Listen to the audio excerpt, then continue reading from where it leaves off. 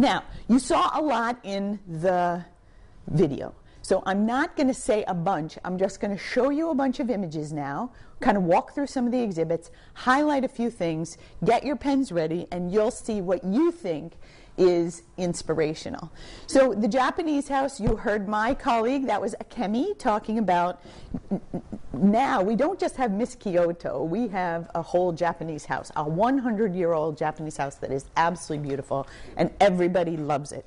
And there are these tatami mats in there, and there's programming going on there, and the most fun thing kids love to do is get dressed up and pretend. And there is nothing more beautiful than a beautiful child in a kimono. They just knock your socks off. They're so cute, and they're having fun and learning how to wrap things and learning some Japanese and having a great time. So I wanted to show you Japanese house just for a minute because it was featured in there, but now it remains a very strong exhibit that everybody loves. And now we'll move on to what I called earlier the early childhood corridor. So play space, you saw a little bit of. So my boss in that video is Jerry Robinson. She's the African-American woman who has worked at the museum for 30 years. And she's just a little bit older than me, so we kind of got our master's degrees from, she got a master's degree from Wheelock, and we've been in the early childhood field for a long time, but she knew the Boston city community. She's lived in the city for her whole life. She had a child in the Boston school system.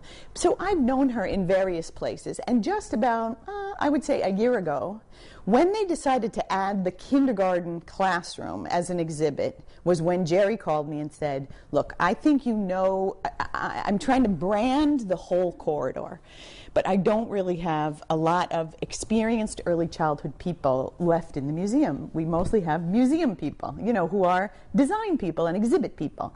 But I need somebody who knows about kids and families. So she asked me to do a little consulting work, and of course, before you know it, that's what I was doing.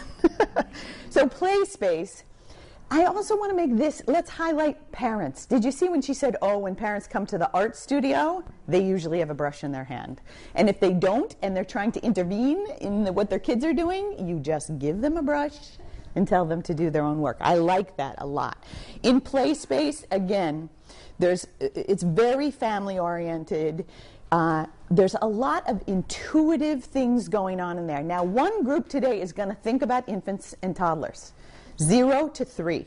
I want you all to be thinking about what are you going to do for kids 0 to 3. Because I promise you, when families come, even the maids come, they have a baby here, right? If they're in a pack or they're in a stroller. And let me tell you something, I'm going to show you right here. Strollers take up a lot of room these days. Have you seen them? New mothers, they travel with a lot of stuff. Big strollers are like SUVs. And they also have a place for your phone and a place for your cup of coffee, and they have diaper bags, and they have all this stuff. So we have to have a lot of room for strollers. We're up on the second floor, so this is just inside the door, but out in the hallway, plenty of room for strollers. Then a gate. This gateway is literally a physical, you guys know this one, right? A physical way that people have to open the gate and kind of get permission. You have to be 0 to 3 to come in. Now, if you are a mom with a baby and a 5-year-old with you, the big brother is allowed to come.